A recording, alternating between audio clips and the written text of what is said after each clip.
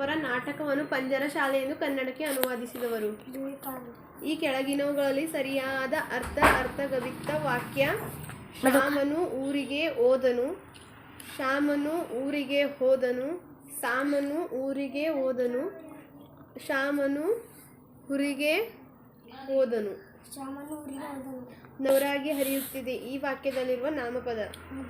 ಮಕ್ಕಳ ಕೈಯಲ್ಲಿ ಗೊಂಬೆಗಳಿವೆ. ಜೀವ ಬರುತ್ತದೆ. ಕೈಯಲ್ಲಿ ಎಂಬುದು ಕಾಲ ಕೆದರು. ಈ ಪದನಾಸಿಕ ಯಾವುದು?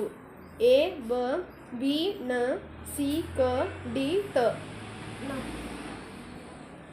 ನೀರು ಎಷ್ಟೊಂದು ಕೊಳಕಾಗಿದೆ. ನದಿಯ ಈ ವಾಕ್ಯ ಸರಿಪಡಿಸಿ. ರಮೇಶನು ಉಮೇಶನು ಮದುವೆಗೆ ಆಹ್ವಾನಿಸಿದನು ಎಂಬುದು ಭವಿಷ್ಯತ್ ಕಾಲ, ಭೂತಕಾಲ, ವರ್ತಮಾನ ಕಾಲ, ಹಿಂದಿನ ಕಾಲ. ಅಡ್ಡ ಹಾದಿ ಹಿಡಿ. ಈ ಪದನುಡಿಯ ಅರ್ಥ. ಗುಂಪಿಗೆ ಸೇರದ ಪದ ಬರೆಯಿರಿ. ಹುಲಿ, ಸಿಂಹ, ಮೇಕೆ, ಚಿರತೆ. ಹೆಸರು ಇದದ ಸಮಾನಾರ್ಥಕ ಪದ. ದೂರದ ಬೆಟ್ಟ ಕಣ್ಣಿಗೆ ಡ್ಯಾಶ್. ರಕ್ಷಕ ದೊರೆ ತೋಟದ ಹಣ್ಣು. ರಕ್ಷಕ ದೊರೆ ತೋಟದ ಹಣ್ಣು ತಿನ್ನುತ್ತೀನಿ. ಈ ವಾಕ್ಯದಲ್ಲಿರುವ ಲೇಖನ ಚಿಹ್ನೆ. ಹಿರಿಮೆ ಇದರ ವಿರುದ್ಧಾರ್ಥಕ ಪದ. ಢಣ ಢಣ ಎಂಬ ಅನುಕರಣವಾಣ್ಯವ ನುಡಿಯ ಈ ಕೆಳಗಿನ ಯಾವ ಕ್ರಿಯೆಯನ್ನು ಸೂಚಿಸುತ್ತದೆ? ಹೊಡೆ. ಎ ಹೊಡೆ, ಬಿ ನಡುವು, ಸಿ ತಿರುವು, ಡಿ ಗಂಟೆ ಬಾರಿಸು. ದೂರದರ್ಶನ ಪದದಲ್ಲಿ ಸಂಯುಕ್ತಾಕ್ಷರ ಯಾವುದು? ಹೆಂಗಸರು, ಗಂಡಸರು, ಮಕ್ಕಳು, ಬಿಂದಿಗೆಗಳು. ಇದರಲ್ಲಿರುವ ನಪುಂಸಕ ಲಿಂಗ. ಮಡಿಸಿದರೆ ಮೊಗ್ಗು, ಬಿಡಿಸಿದರೆ ಹೂವು. ಆದರೂ ಪರಿಮಳವಿಲ್ಲ ನಾನ್ಯಾರು? ಪೂಜ್ಯ ಎನ್ನುವ ಸಂಬೋಧನೆ ಬಳಸುವುದು. ಎ ಹಿರಿಯರಿಗೆ, ಬಿ ಕಿರಿಯರಿಗೆ, ಸಿ ಗಂಡಸರಿಗೆ, ಡಿ ಹೆಂಗಸರಿಗೆ.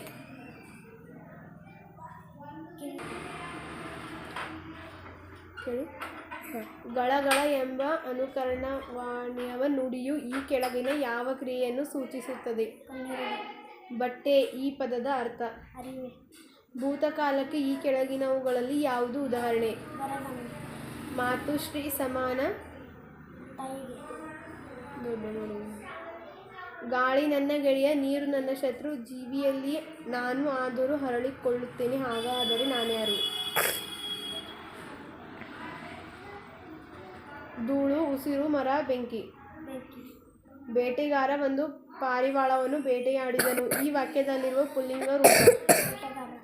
ಸುಖ ದುಃಖ ಒಂದೇ ನಾಣ್ಯದ ಡ್ಯಾಶ್ ಗಾದೆ ಪೂರ್ಣಗೊಳಿಸಿ. ದ ರಾ ಬೇಂದ್ರೆಯವರ ಅಂಕಿತ ನಾಮ. ಆರಂಭಿಸ ಪದದ ವಿರುದ್ಧಾರ್ಥಕ ಪದ. ಈ ಕೆಳಗಿನವುಗಳಲ್ಲಿ ಕ್ರಿಯಾಪದಕ್ಕೆ ಉದಾಹರಣೆ. ಮನಸ್ಸು ಕಲಕು, ಭಾವನೆಗಳು ಕದಡು. ಈ ವಾಕ್ಯದಲ್ಲಿನ ಮನಸ್ಸು ಕಲಕು ನಂತರ ಬರುವ ಲೇಖನ ಚಿಹ್ನೆ ಯಾವುದು? ವಟವಟ ಎಂಬ ಅನುಕರಣವಾಣ್ಯವ ನುಡಿಯು ಈ ಕೆಳಗಿನ ಯಾವ ಕ್ರಿಯೆಯನ್ನು ಸೂಚಿಸುತ್ತದೆ? ಭೂಮಿ ಇದರ ಸಮಾನಾರ್ಥಕ ಪದ. ಇವುಗಳಲ್ಲಿ ಗುಂಪಿಗೆ ಸೇರದ ಪದ. ಶಿವ, ವಿಷ್ಣು, ಬ್ರಹ್ಮ, ರಾಮ. ಹರವಿ ಮಾಡೋನ್ಯರ ನೆತ್ತಿಗುದಲ ತಪವ. ಈ ವಾಕ್ಯ ಸರಿಪಡಿಸಿ ಬರೆಯಿರಿ. ಗಪ ಗಪ ಎಂಬ ಅನುಕರಣವಾಣ್ಯವ ನುಡಿಯು ಈ ಕೆಳಗಿನ ಯಾವ ಕ್ರಿಯೆಯನ್ನು ಸೂಚಿಸುತ್ತದೆ? ಭತ್ತವನ್ನು ಕಪ್ಪು ಮಣ್ಣಿನಲ್ಲಿ ಬೆಳೆಯುತ್ತಾರೆ. ಈ ವಾಕ್ಯದಲ್ಲಿರುವ ಗುಣವಿಶೇಷಣ. ಮಹಾಪ್ರಾಣಕ್ಕೆ ಉದಾಹರಣೆ. ಠ ಹ ಪ ಬ ಓ ಐ ಎ ಯ ಲ.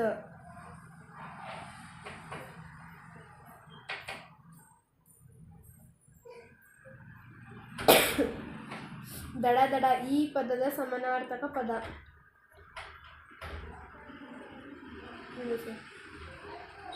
ಅವುಗಳಲ್ಲಿ ಸರಿಯಾದ ಅರ್ಥ ನೀಡುವ ವಾಕ್ಯ.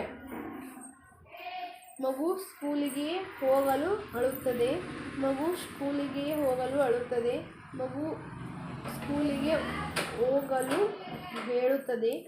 ಮಗು ಸ್ಕೂಲಿಗೆ ಹೋಗಲು ಅಳುತ್ತದೆ. ಮಗು ಸ್ಕೂಲಿಗೆ ಹೋಗಲು ಅಳುತ್ತದೆ.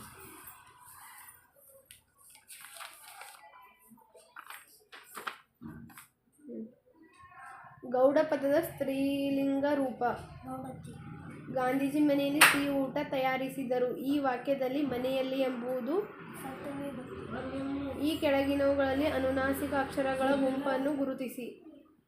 ಕ ಚ ಟ ತ ಪ ಬಿ ಗ ಜ ಡ ದ ಬ ಸಿ ಓ ನ ನ ನ ಮ ಡಿ ಯ ರ ಲ ವ ಶ. ಸೇವೆಯ ದೇಶ ಈಶಾನ್ಯ ಸೇವೆ. ಈ ವಾಕ್ಯದಲ್ಲಿ ಸರಿಪಡಿಸಿ ಬರೆಯಿರಿ. ದೇಶ ಸೇವೆ ಈಶಾನ್ಯ ಸೇವೆ. ವಿಮಾನ ನಿಲ್ದಾಣ ತುಂಬ ಸುಂದರವಾಗಿದೆ. ಈ ವಾಕ್ಯದಲ್ಲಿನ ಗುಣವಿಶೇಷಣ. ಸುಂದರವಾಗಿದೆ. ಗುಂಪಿಗೆ ಸೇರದ ಪದವನ್ನು ಆರಿಸಿ ಬರೆಯಿರಿ. ಕೆಲಸ, ಕಜ್ಜ, ಕಾರ್ಯ, ಕರ್ಮ. ಕರ್ಮ. ನಮಸ್ಕಾರ ಪದದ ಸಮಾನಾರ್ಥಕ ಪದ ಯಾವುದು? ಅಂದರೆ.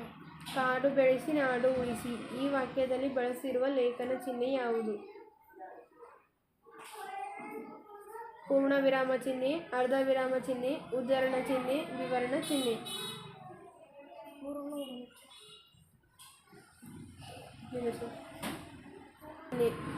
ಕಬ್ಬು ಡೊಂಕಾದರೆ ಡ್ಯಾಶ್. ತಪ್ಪಿಲ್ಲದ ಪದ ಗುರುತಿಸಿ. ಮಹದೈಶ್ವರ್ಯ, ಮಹದೈಶ್ವರ್ಯ, ಮಹದೈಶ್ವರ್ಯ, ಮಹದೇಶ್ವರ್ಯ. ರಾಮ, ಗೀತಾ, ರಹೀಮ ಸೇರಿ ಹಣ್ಣನ್ನು ತಿಂದರು. ಇದರಲ್ಲಿನ ಕ್ರಿಯಾಪದ.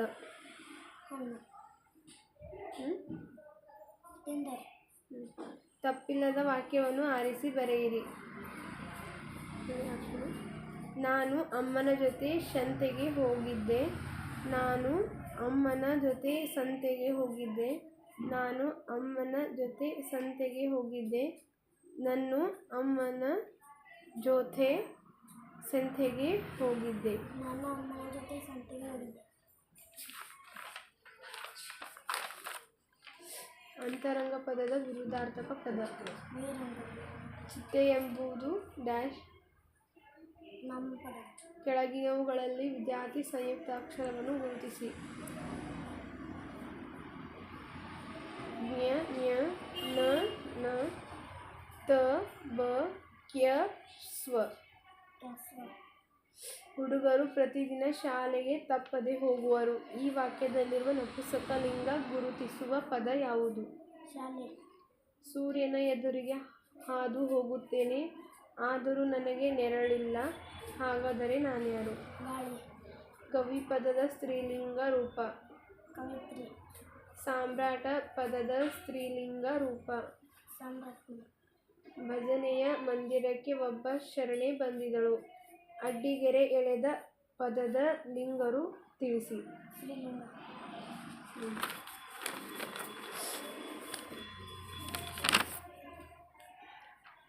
ಚುಟುಕು ಬ್ರಹ್ಮನೆಂದೇ ಖ್ಯಾತರಾದ ಕವಿ. ದಿನಕರ ದೇಸಾಯಿ. ಕೆಳಗಿನವುಗಳಲ್ಲಿ ಸರಿಯಾದ ವಾಕ್ಯ ಆರಿಸಿ ಬರೆಯಿರಿ. ಮುಖ್ಯೋಪಾಧ್ಯಾಯರು ಭಾಷಣವನ್ನು ಮುಗಿಸಿದರು. ಮುಖ್ಯೋಪಾಧ್ಯಾಯರು ಭಾಷಣವನ್ನು ಮುಗಿಸಿದರು. ಮುಖ್ಯೋಪಾಧ್ಯಾಯರು ಭಾಷಣವನ್ನು ಮುಗಿಸಿದರು. ಮುಖ್ಯೋಪಾಧ್ಯಾಯರು ಭಾಷಣವನ್ನು ಮುಗಿಸಿದರು.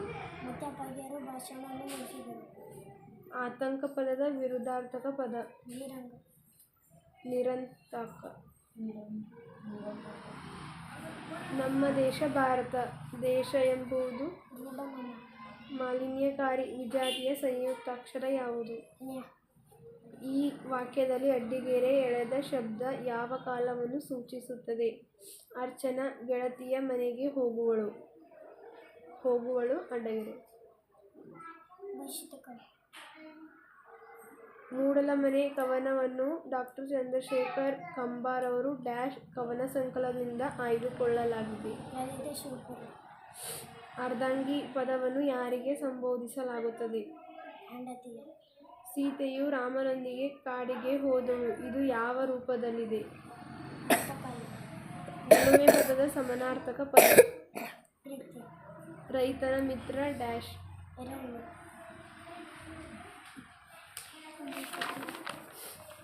ಈ ಕೆಳಗಿನವುಗಳಲ್ಲಿ ಯಾವುದೊಂದು ಮಹಾಪ್ರಾಣ ಗುಂಪಾಗಿದೆ? ನ ನ ನ ಮ ಗ ಜ ಢ ದ ಟ ಪ ಪ ತ ಘ ಛ ಢ ಧ. ಗುಂಪಿಗೆ ಸೇರದ ಪದ ಬರೆಯಿರಿ. ಕಾಡು, ನಾಡು, ಅರಣ್ಯ, ಅಡವಿ. ನಾಡು. ಅಕ್ಕ, ತಂಗಿ, ತಮ್ಮ ಇವುಗಳಲ್ಲಿ ಉಪಯೋಗಿಸಬಹುದಾದ ಲೇಖನ ಚಿಹ್ನೆ.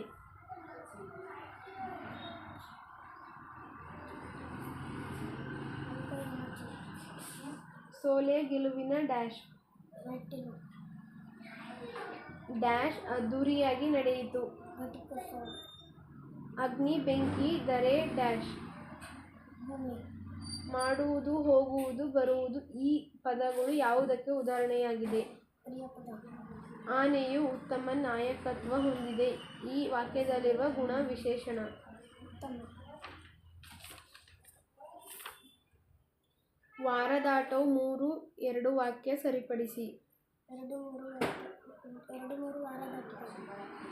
1000 ಗಂಟೆಗಳ ಸರದಾರ ಇದರಲ್ಲಿ ಕಂಡುಬರುವ ಲೇಖನ ಚಿಹ್ನೆ. ಉದಾಹರಣೆ ಚಿಹ್ನೆ. ಈ ಕೆಳಗಿನವುಗಳಲ್ಲಿ ಅಲ್ಪ ಪ್ರಾಣ ಗುಂಪನ್ನು ಕಂಡುಹಿಡಿಯಿರಿ. ಭ, ಖ, ಅ, ಇ, ತ, ಪ, ಘ, ನ. ತಪ್ಪ.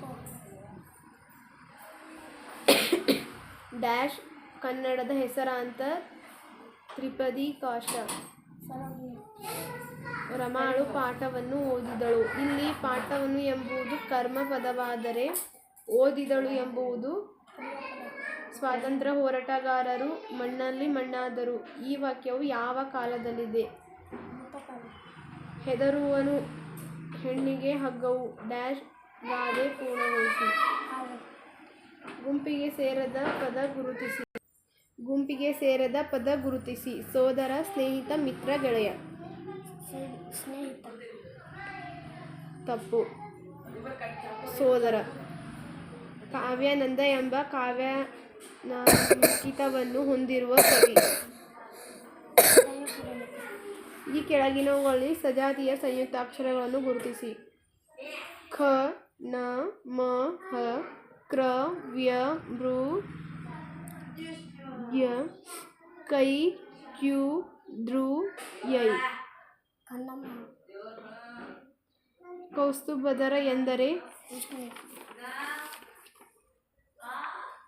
ನೋಡುವವರು 2 ಮಂದಿ, ಮಾಡುವವರು 5 ಮಂದಿ, ತಿನ್ನುವವರು 30 ಯಾವುದು? ಮರ. ಹೋಗಳು ಪದದ ವಿರುದ್ಧಾರ್ಥಕ ಪದ. ವಿದ್ಯೆ ಎಂಬುದು ಸಾಧಕನ ಸೊತ್ತೆ ಹೊರತು ಡ್ಯಾಶ್ ಅರ್ಥವಲ್ಲ. ಸೋಮಾರಿ. ತೃತೀಯ ವಿಭಕ್ತಿ ಪ್ರತ್ಯಯಕ್ಕೆ ಈ ಕೆಳಗಿನವುಗಳಲ್ಲಿ ಒಂದು ಉದಾಹರಣೆಯಾಗಿದೆ. ತೃಪ್ತಿಯಿಂದ. ಅಳಿಯ ರಾಜ ನೀನು ಇಂದಿನಿಂದ ಡ್ಯಾಶ್ ಮಂತ್ರಿ ಬಿಟ್ಟ ಸ್ಥಳ ತುಂಬಿರಿ.